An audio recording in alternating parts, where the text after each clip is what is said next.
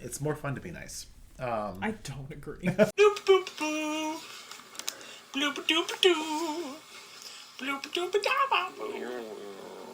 Okay, you wanted a goofy video and we're already well on our way. Hey, I'm Michael. I'm Molly. We're going to talk about some music in 2025 so far. Like we've done in previous years, we're going to split this into 3 sections. Actually new music in 2025, music that's new to us in 2025, and music that we are still into and have always been into. This year, we actually have mostly new music that we're into. In previous years, we had much longer lists for the other sections. It's a good music year. We might be able to talk about how it's a good music year because it's a bad everything else here. Oh God.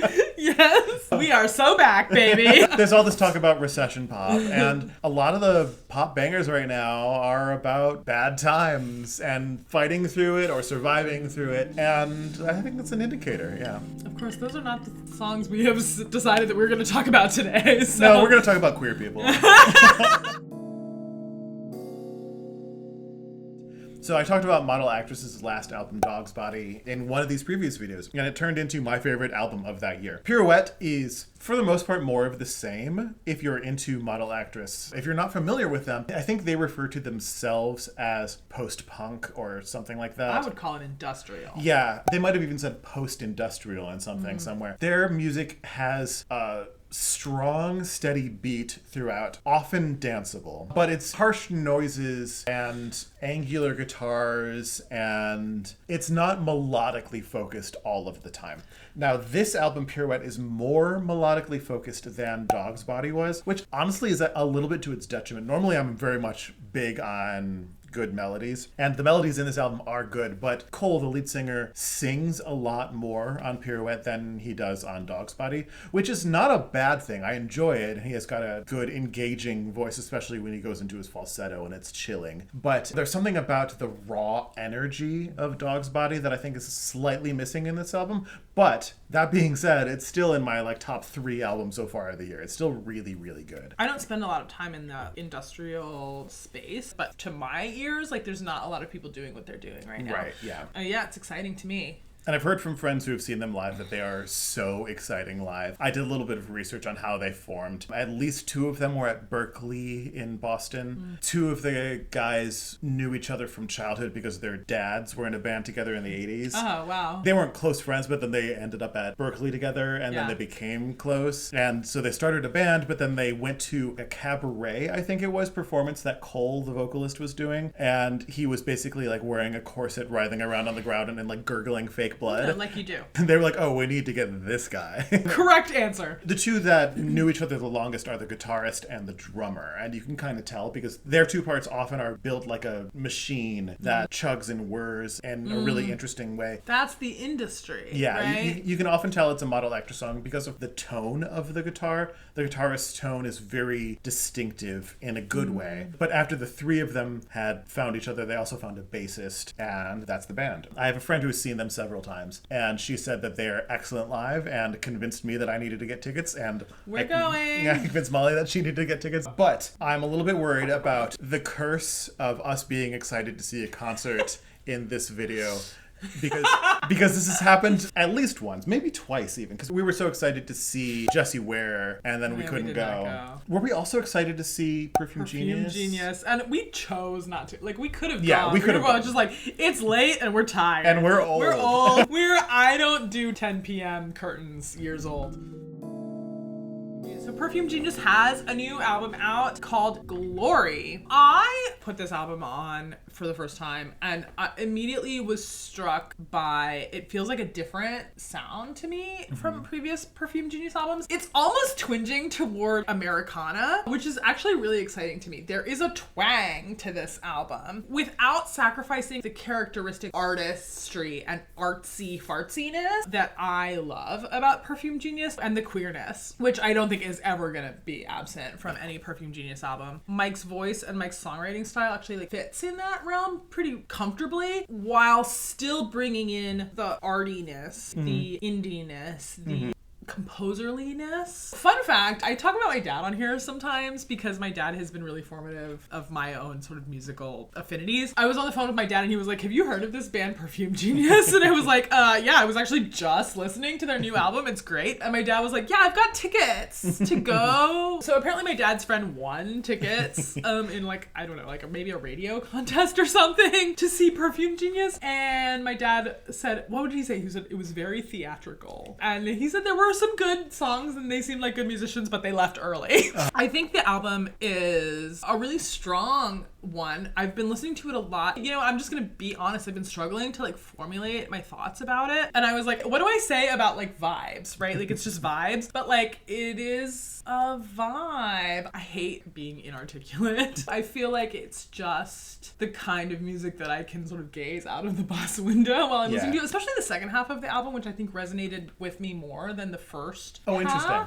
Yeah. Where the album slows and broadens. And it gets a little bit more sparse. And more contemplative. Yeah. And to me, that I found to be very exciting and new. It's very, almost at times, claustrophobic feeling. Yes. It's very... Sometimes quite literally. Yeah, quite literally in that one track about him being locked in the trunk of a car. There's a lot of paranoia to the album. So I think if we trace Perfume Genius's sounds for the last handful of albums, before I became aware of Perfume Genius, the sound was very sparse and very like me and my keyboard type stuff. I first heard of Perfume Genius when the sound got to be more ornate, more detailed, more baroque. Yeah, that's a really good word for it actually, especially for the album No Shape. Since then, they've swung a little more rock in their 2020 album. I think it was 2020, maybe 2021. Then they did a really off-the-wall, artsy, hard-to-listen-to album that I didn't love, but I appreciated that Mike was trying things. And then we have this album, which feels like it's back in a more sparse realm, but it's not just Mike and a keyboard. And it's also just a really queer album. In all of these music so far videos that we've made, I've mentioned how through the month of June, I, for the most part, only listen to music by queer people. But another very queer album from 2025 so far is Bath's album Gut. I love this. It's such a good album. I think it's their best album. I really love Romoplasm. I love it too. And part of what I love about Romoplasm is that it's so joyful for most of it. This one is not joyful. This is a heavy... Candid's a really good word for it. A lot of the songs are about loneliness and why can't I be the type of person who can get this? Right. And this being like a conventional, comfortable, long-term relationship where you settle down, you know, the white picket fence of it all. A YouTuber that I really like did a really interesting video talking about Howard Ashman, and she talked about Little Shop of Horrors, which also has lyrics by Howard Ashman, and talking about Somewhere That's Green, Audrey's big song. So good. And about how that is a very queer song. It's been championed by especially trans women as I want this very heteronormative thing. The white picket fence, the house, the quiet, many people would say boring life. And I feel like this album, Gut by Baths, is sort of getting at the same thing. Like, I want this thing, but instead I'm finding myself in parties. There's that one line at the beginning of one of the songs, like, I know people who have been together for however long, but I've never spent more than one night in a bed with somebody. And like, holy shit. That's heavy. Yeah, it hits hard. The song Governed toward the end of the album is a real gut punch. I will die governed. I will die othered. It's touching on something that I think a lot of people feel, not even just queer people, but I think it's something that queer people have maybe more of a specific feeling of that they've maybe felt more regularly. It's a hard listen, but it would be harder if the music wasn't so good. Yeah, it's really good. It's, I think, an achievement that it is so raw and so naked and so dark at times. albums and explicit while still being very listenable. Yeah. It is a listenable, enjoyable album, which I think is really an accomplishment. Yeah, and if you were not paying attention, it would just sound like, oh, you know, I'm so silly, I have lots of flings with guys. And it's like, that's not really what he's saying. It's very much like Poor Little Rich Girl. I can get my physical urges met at any time, whenever I want, in any way that I want, and yet I still feel profoundly lonely. I think loneliness is the major theme of it. You mentioned the opening line of the one track. What I thought you were going to say was when he says, the dream isn't wild, it isn't new. All I want is, what does he say? Two men who haven't met in a hotel room. There's somewhat of a journey that the album goes on. I think a lot of Will's albums have this interesting journey to them. It starts off more like playful and gets more candid as it goes on. Like Sea of Men is early in the album, and that one's more playful. Yeah. It follows the arc of what you imagine the actual experience is, which is like, I'm living these sexual fantasies, like this is so great. And then it almost turns into an addiction, right? That turns sour. It's the kind of album that makes me go like, are you okay? Like, I hope you're okay. Yeah. I can't imagine that Will would be able to make art that good if they weren't okay. I think he's probably okay. It feels like a reflection on a past self. I don't know about that, but I think he's probably at a place that Of acceptance? Acceptance sounds too defeatist, actually, in this case, to me. I think he's in a place that, like, I am working through this publicly and I'm okay with that. Yeah, and of course, we don't know him. We just know his music. We have been following her since very early in her career when she had just a few singles and EPs out. We thought she was really promising, but like inconsistent. Would you say that is right? Yeah. But I feel like this album is the one we've been waiting for from her. It feels mature and fully formed. She's finally reached her artistic maturity. I thought it felt very Southern, which I don't know where she's from, actually. I know she has had some mentorship with the Sylvan Esso kids who are sort of stationed in North Carolina. The imagery in the album, stuff about leeches on cotton underwear and peaches. And she's a Nepo baby! Okay, this is breaking news, y'all. Oh my god. Michael just did a quick like Wikipedia to find out where she's from because I was like Southern. She is the Nepo baby of Kathy Najimy, of Sister Act, and other great 90s Hocus comedies. Pocus. I'm dying right now. I cannot get over this. I don't know what to do with that information. But as we've talked about with other Nepo babies, Yes. she actually is good. She's doing the work. Probably most of the Nepo babies that I think maybe don't deserve the accolades they get are actors. But also, I don't know acting well enough to know. Well, it's also like, where did you come from and like, how did you end up here? Yeah. Right? And then you go like, oh, you're a Nepo baby. That doesn't mean they're not good. And No, Samia is very good. Yeah. It's like, how did you get the opportunities? Opportunities are everything. Getting in the right room is everything in the arts. And Nepo babies just have an advantage there. But, okay, that is totally derailing what we set out to say about this album. It feels more mature than her previous albums. I think one of the things that we were really drawn to with her early EPs before she was signed to a major label. Yeah, how raw her vocals were. She was making these ugly sounds that were very effective musically. She was yodels. Big leaps, scratch to her voice. If you've never heard her before, if you don't know her and you're watching this video, she has a single called 21. That's the one. That was what we both heard from her first, and we were both like, whoa.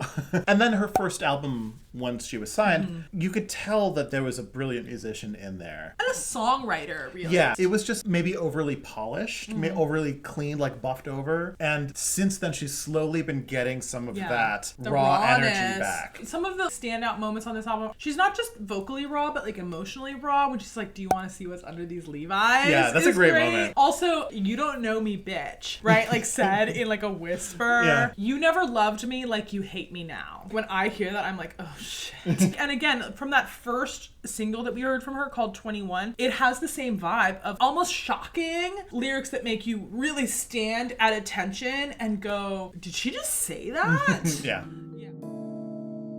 Going from someone who is newer in her artistic career to someone who is at this point pretty well established. It's actually 2 EPs put together, but they work really interestingly together. What I love about this album is that it takes ideas from a lot of his career and sort of pushes them together in an interesting way. Bon Iver's earliest music was very much like a guy and a guitar singing soulfully in a lot of falsetto about his feelings. After that, it sort of branched out into some music that is much more lush and orchestrated, and at times had a little bit of tasteful cheese, like Phil Collins-ish cheese. And then there was his brilliant album 22 A Million that is very avant-garde electronic. And has all these clipped samples that are bouncing all over the place. This sort of meshes them all together in a really interesting way. You still have that cheese from the 80s power ballad feeling type stuff, and you have the really impactful, soulful, just a guy and his guitar type music. And I think one of the places that they feel like they fit is in gospel music. I feel like there's actually like a gospel thread through this that I find really interesting. Also, he brings in a lot more people into the mix than he has before, notably Jen Wassner, Flock of Dimes. I believe she plays bass and sings backup on almost every track, but she also wrote one of the tracks and probably co-wrote a few of the others. I don't know that for sure. Now for something completely different. I love a bit of pop rock. This is no secret to anybody on this channel. And Michael handed me this album and said, this is extremely your shit, which I spent several weeks listening to on repeat because Michael was correct. It is extremely my shit. The front woman of the band, Lily Trafilio, wrote an album that I feel like really grapples with what it is to be a young adult dealing with the disillusionment of getting into the quote-unquote real world. So many of us have had this experience of going from a place where you're told that the world is your oyster, you can be whatever you want, if you just put your mind to it, you can do anything, to no, you're just expected to be like a cog in a capitalist machine. And so you really hear her grappling with that in this album. It's an album about adulting. So I thought the jealousy would drop. but it doesn't stop. One of my favorite tracks on the album, it was not on first listen a standout track to me, but like on subsequent listens, it really became one of my favorite tracks, is the last track on the album called Cycles, where she basically talks about wake up, hide your face in makeup, try to be good enough, and going through basically that day-to-day grind of getting up, looking good, being nice, getting along with people, doing your job, going home, going to bed, and then doing it all again over and over and over and over again. I think that resonates with me on a deeper level than I really care to elaborate on here. It's like at the end of this album, you know, which starts with Mr. Predictable, and, you know, you want the world to be Mr. Predictable is what the lyric is, and it's not, spoiler, to Pixie Cut, where she's like, I would give my brain a pixie cut if it would make my brain shut up. Going through all this to just being like, okay, I'm just gonna do what is expected of me. Yeah. Day after day after day after day. Yeah. And the resignation in that, it's a little bleak, you know, sung with a smile, sung with bright poppy guitars. I know that most of the viewers of this channel are 35 to 45, but if anyone is younger and watching this, just know that we feel you. I mean, also, if you're 35 to 45 and still feel this way, which Yeah. I definitely do, you are valid.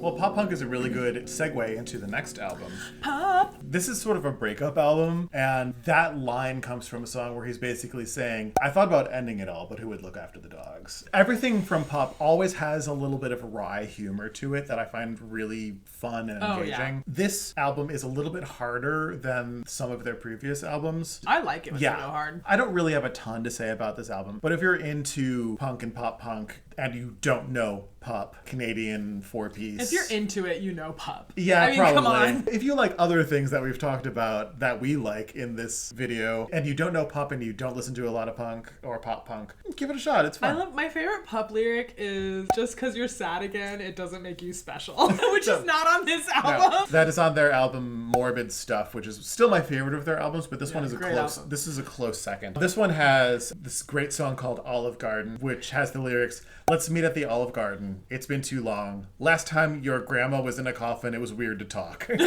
Shooting your shot with someone you probably don't actually know that well, but you never know. I appreciate that about this kind of pop punk, just the ability to strip away everything and just be like, lay your cards on the table. Yeah. Okay, we are going to talk about the best album of 2025 so far. At least so far, probably of the whole year. So we talked about this band last year when they only had like a few EPs, and now their debut album is out. We're obsessed. Mm-hmm. We love this album. We both listen to it on repeat. I am known for listening to albums on repeat, but you do not put things on repeat. And you could not stop listening to this album. I do fairly often put a song on repeat for a while. And the one for this one was Hangman. Hangman fucking got its claws in me, and I could not get away from Hangman. It's a good song. It's so good. So Divorce is a quartet with two singers, a man and a non-binary assigned female at birth with a treble voice, and they either alternate lead vocals or sometimes sort of share lead vocals on a track. Their harmonies are fantastic. Part of what makes their harmonies so good is that sometimes their harmonies are just octaves or unisons, and then suddenly it splits out. Blossoms. I like it too much to have coherent thoughts. One thing I really like about the songs on this album is that the lyrics are so dense that they're almost incomprehensible, but you can pick out whatever meanings you want from them, and you know that they actually specifically do have meanings. For instance, Hangman, if you're just listening to these lyrics or reading them, it's difficult to hear what it's about, but it's actually about the time when Felix, the singer of the song, was working as an aide to an adult who needed aid. He talked about how that was the most stressful job he ever had, but it was also really rewarding because you're helping someone who has special needs and you don't know how to help them. And you're also putting their needs before your own. I really like the first track on the album, Antarctica. It paints this picture of driving through the countryside and finding a lone newborn calf that is trapped outside of and separated from the mother, and stopping, taking the time to help it be reunited with its mother, and then sort of just quietly moving on. And it paints this picture so beautifully. One of the things I love is when it gets to the point where it's talking about the cows were calling out to the baby calf. There's this fiddle that is whining in this sort of atonal way that you go, oh, it's the voices of the cows mooing. Playing on the bridge, and maybe there's a little bit of overpressure to get all these harmonics that are coming out. There's also Jet Show, which is one of my favorite tracks on the album. It's just a groove, honestly, and the way that the two singers, Felix and Tiger, alternate leads. Even though it's not one of my favorite tracks, it's still good. The song Karen. Molly and I have talked about... Tiger's vocals, gorgeous. Tiger's vocals are so good. Also, Felix's, both of their vocals are so good, but Tiger gives a very impassioned performance in this song. But also, like Molly and I have talked about, these characters that come up in divorce songs. Who are they? Like, who is Karen to Tiger? Yeah. And I have my theories of who Karen is, but I don't know if that's actually who Karen is. Yeah, that's how Lucy gets her tights on. There's Lucy, there's Jackie. Jackie's not mentioned on this album, though. No. But there's Benji. Benji does his Benji best. Yeah. Who's Benji? They paint these pictures and there are these characters. It's so vivid. I want to talk about the last track on the album, which is also one of my favorites, which is Mercy. First of all, I love a slow come down track at the end of an album. This song is so stark and it's so beautiful. It says your feet on the dash with the sun rising. Like, you can almost picture that early morning sun glinting through a car windshield. There's a lot of driving and car imagery. Drive to Goldenhammer. The album is Drive to Goldenhammer. There's a lot of car and driving stuff on the album. Yeah, you can just picture that cup of coffee in the cup holder and the early morning sun like glinting off of the windshield while somebody is sleeping in the passenger seat. I also wanted to talk about how much I really love Old Broken String. I think that's an interesting segue into talking about two different things. How this band from Nottingham, England Is doing Americana. is labeled as Americana. Yeah. And sometimes it's a little bit like, this is Americana, but then you hear a song like Old Broken String, it's like, oh yeah, this is Americana. And then one thing that I find really engaging about Felix and Tiger's vocals is that it's really hard to sing along with them. They have this way of singing that sounds improvisatory a lot of the time with their little decorations on things. But then you get to a song like Old Broken String, it's like, oh, this is very much planned out because they do it in great harmonies. When they get to the and they do it together, and it's just like, holy fuck, it's so good. I mean, you talked about how you thought they were like theater kids. I think they're right. The world is run by theater kids these days, at least the arts world is. I do sort of see that this is a couple of theater kids who like learned how to harmonize with each other and then they like made a band. Yeah, and evidence for the theater kids is quoting It Only Takes a Moment in Parachuter. We should have been musicologists. I know. If we were musicologists, we would have formed actual coherent thoughts before filming this video. Anyway, this album's really good, and you should listen to it. So good. Even Molly's dad's into it. I can't wait to see what they do next. Another one that I'm like maybe in danger of the curse. Molly and I have tickets to see them. I was not gonna say because you mentioned the curse, which I wasn't even on my radar. But we are gonna go see them. If you like our videos, you should subscribe. Hey, are you enjoying this? Let us know. Give us a comment in the comments below. Let us know if there's anything that's happening so far in 2025 that you really love. I'd love to read about it. Also, like this video if you're enjoying it. Subscribe if you want to hear us talk more about music, video games, other media, mostly music and video games though. And that should be about it. Let's get back to the video. And I wanted to start off with just a single song. If you know Missy Elliott's The Rain, you know this sample. The sample at the beginning of the song, actually that continues through the entire song, has this great, I believe it's a guitar playing it, or maybe it's a bass guitar. I can't tell. It's really hard to hear, but it has this woman singing, "Against my window, I can't stand the rain," and that loops through the whole song. Molly and I, a few weeks ago, actually a few months ago now, we went on a YouTube rabbit hole. If you have a queer friend, you've done this with them. Play YouTube videos back and forth for each other. It was my turn to pick something and it just came up and I saw this Ann Peebles, "I Can't Stand the Rain." I'm like, that's probably that sample. I've not heard this entire song. It's so good. She is incredible. If you know that sample, you might think the whole thing is sort of weird and spacey like that, but it blossoms into this like soulful, funky. Yeah. Oh, it's so good. Check it out. I would say in general, going down rabbit holes to find the samples, the originals that your favorite tracks are sampling, I don't think you'll ever be led astray because these hip hop artists, they weren't sampling crap. No. They would go to record stores and listen to everything and find the pieces of music that they wanted to create new pieces of music based on. So it's such an exciting art form to me. If you hear a cool sample in a hip hop track, try and find what this song is sampling. In 2025, it shouldn't take much Googling to find it. People have done the work for you. Yeah. Go on Genius and look it up.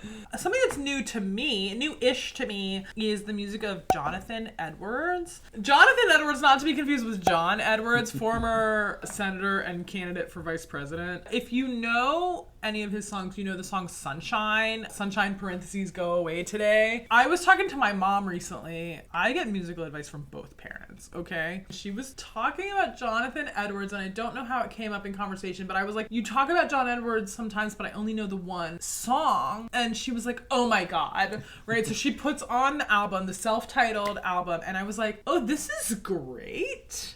Singer-songwriter music. He has such a sort of sweet voice that just feels like it's just warm, and the songs range from very sentimental singer-songwriter like love songs to 12-bar blues about getting drunk with your wife, we'll lay about in the shanty, get a good buzz on. According to my parents, I do not remember this, but I have seen Jonathan Edwards live as a tiny child on my dad's shoulders in an airplane hangar, apparently. I don't know the full story about the airplane hangar, but I sat on my dad's shoulders and watched a Jonathan Edwards concert when I was probably sub 3 years old. It's in the same vein of like James Taylor and John Denver and like maybe even like Simon and Garfunkel. It's like that same sound universe, singer-songwriter of the 70s. I'm super into it. In 2025, we lost one of the greats of music in Roberta Flack when she died. I realized when she died that I really only knew her song Killing Me Softly with This Song. Fantastic song. If you don't know it, you need to check it out. And if you only know the Fugees version, which is also good, very, very good, check out the original from Roberta Flack. But I realized I only know that song, so I thought I should listen to more of her stuff. I went through a deep dive of her catalog, and I really enjoyed it. Her career trajectory is very similar to Nina Simone's in that she wanted to be a classical pianist and realized that she could make more money doing something else. From there, they diverged pretty sharply. Roberta Flack is often looked down on for being sort of a pioneer of the quiet storm sound that we know from a lot of radio. The silky smooth pop, jazz, R&B world. What I love about Nina Simone is that she just like lays it all out. Like, this is everything I'm thinking and feeling right now in music. What I love about Roberta Flack is that it's very refined and you know that my feelings are much deeper than this, but I'm giving you just a taste of it. It's very sophisticated and refined. Tasteful. And tasteful. And though I don't really love a lot of the quiet storm sound of things, a lot of Roberta Flack's catalog is excellent. Highly recommend. I'll put something other than Killing Me Softly in the comments. If you've heard me talk about musicians I love before, you might have heard me mention Owen Pallett. I love Owen Pallett. I love Owen Pallett. Yeah, they put out some of my favorite music of all time. I recently went back and listened to a music that is not my favorite album of theirs, but it's their most recent. It's their album Island. I initially liked this album, but I didn't really love it. But then going back to it, I've sort of come to thinking that it's sort of a slow grower. It continues the story of spectrum that they have had through many of their albums. It's a through line of concept albums. There's Heartland, there's Spectrum 13th Century, I can't remember what. An EP. Yeah, that's an EP. And then there's this. I love that it tells a story, but you don't need to be really paying attention to the story because each of these songs are so good. The song that stuck out to me when this album came out was A Bloody Morning. And I recently came back to this song and realized, oh yeah, this is still really good. Surely some disaster will arise and equalize us, which hits a little bit different in 2025 than it did when this album came out. Although that album came out like in COVID, right? That was a COVID album, yeah. We haven't been equalized yet. You know, my favorite track is The Sound of the Engines. Which is the one that sounds so much like a Kate Bush song to me. It's very much a part of the story of this person who's basically immortal and can't die and keeps trying to die. Maybe not trying to die, but like doing things that should kill him and then just like waking up in an ambulance over and over again. I actually would not be surprised if that song were a specific homage to Kate Bush's song And Dream of Sheep. It's from her album Hounds of Love, but it's from the second half of the album that is a concept album called The Ninth Wave. It's the first track, and it's about a woman who survives a plane crash over a body of water, wearing her life vest, bobbing in this freezing cold water, trying to stay awake, and what she's thinking about while she's bobbing here. And there's this one line where she says, "I'll wake up to any sound of engines." And there's this...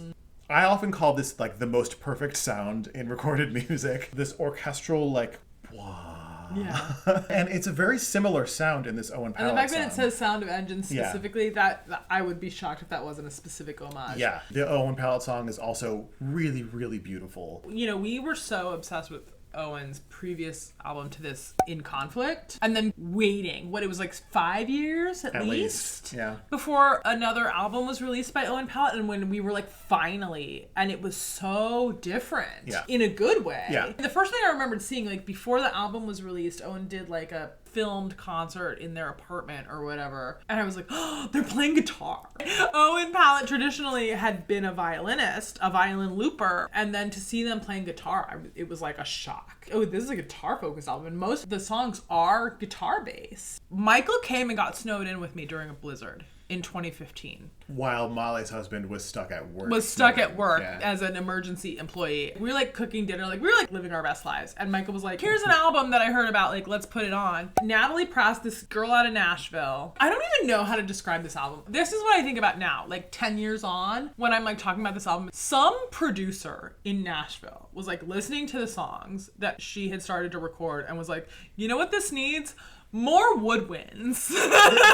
This needs like Carpenter's orchestration, like basically. Full orchestration. When we think of popular music that has non-conventional like orchestral instruments, like strings, sure. Brass, sure. This album is very woodwind heavy. I'm talking flutes, clarinets, oboes. And what's interesting to me is that Natalie's voice is very small and soft and muted. And so it is mixed in a way that the orchestra almost feels like it's in the distance. And that is what's so thrilling to me about this album. The songs are great. Bird of Prey. My Baby Don't Understand Me. My Baby Don't Understand Me. Yeah. They're great songs on their own. But when you add the production of this album, and it's not just the orchestration and the arrangements, it's the mixing and the actual production of this album is where the mastery comes in. It almost feels very 70s, right? Like you mentioned the Carpenters, which I think is a really good comparison, but it's like this orchestra that feels like it's almost like in the next room. It's like hazy. It's like dream sequence orchestra. Dream sequence is a really good way of putting it. Her sweet, sugary, soft voice singing these songs, these sort of yearning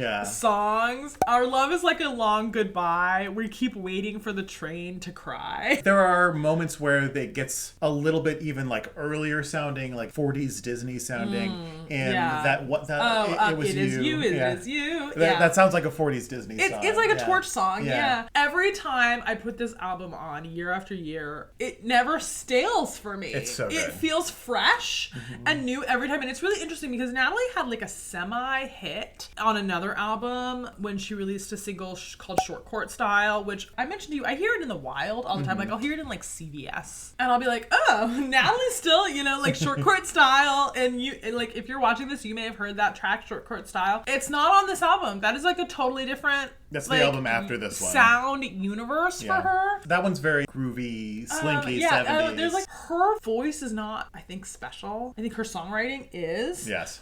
But I think she's working with the right people, and I think the fact that she's based in Nashville is part of that, because I would not consider her a country singer, but she's definitely hanging out with these Nashville geniuses, and they're making really good albums with her. Knocking on my door.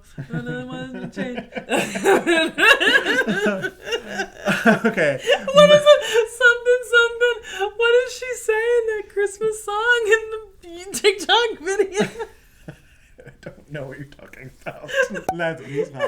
We've talked about the curse of not being able to see concerts that we're excited about. But here's one that we actually did somewhat recently see. Molly and I and my partner Christopher recently saw Of Montreal. Oh, we did. In concert, performing the entirety of their album, The Sunlandic Twins, which was maybe the one that really got me into them. And this is pre-Hissing Fauna. They played this album front to back and then took a break and then came back for the encore and did the associated EP and included a cover of David Bowie's Suffragette City. Oh, which was so amazing. It was so fun. Of Montreal's been around forever. They're still around. They're still putting out music. For a while, they put out nothing but good music for a good, 10 years. And this is one of those albums, The Sunlandic Twins. It's psychedelic pop with some of the most idiosyncratic vocals. No one sings like him. They have dancers who are not traditionally trained dancers, but they basically every other song walk out wearing some bizarre costume, do some choreographed motion, and then just prance off. Their live show looks like the album cover. Yeah. But also I'm gonna have to put up a snippet of soundless video that I took of the concert, because there's this one moment where they came out with this giant puppet with this weird skull. I thought you were gonna talk about at the very beginning of the concert when they came out and they recreated the album cover. Yeah. Which was amazing. It was such a fun show. They sounded great, and it's such a great album to go back to. I highly recommend this album. I'll try to pick a favorite song. I loved going to this concert. I came to this album later than you because the first album I heard from him was Hissing Fauna. After going to this concert, I was feeling super nostalgic for the music of this time period and really the music of like my 20s and very early 30s. And so I created a playlist of just like music that I was obsessed with in circa like 2006 to 2016. And I have been listening to that like basically nonstop for like ever since this concert. And it's of Montreal, the first Sylvan Esso album, Unknown Mortal Orchestra, MGMT. I have been having like this nostalgia for like a time period when we were just like happy. Where we didn't have to worry about stuff. We felt like the world was getting better and not worse. We felt like we could be free and carefree, and that all changed. The music of that time period, I remember texting you once, like circa like 2010, and being like, I love how every song right now is an anthem. We started this video talking about Recession Pop. Oh, yeah. And this is like the opposite side of that. Oh, yeah. Yeah, I think that's really interesting. We've also talked before about how good music can come out of really troubled times and people going through difficult, dark things. But it can also come out of good times. If you think about it, like this was the height of recession pop, right? 28, 29, 2010. I think of like when Gaga was huge, Kesha was huge, Lorde came on the scene when Gautier was singing Someone That I Used to Know. When Fun came out. Yeah. And their first album was actually Fun, and their second one, that's the second album. I know, but like I love that album too. I don't. If you don't know Fun's first album, please look it up. It's completely different. It is from the very second different. album. I do think that the first album is the superior album, but I don't think that makes the second album a bad album. All the music back then, it had a smile behind it. Is it just that I was like in my 20s? And they were too. Fire. All right. Fire. Let's start to... Anymore. Last Christmas. Thanks everybody for watching. If you enjoyed this video, please give it a like again. Up here is a video that YouTube thinks you might like, so check that out. Down here is a playlist of other things about music. Check those out. And that should be about it. Maintain your groovy selves.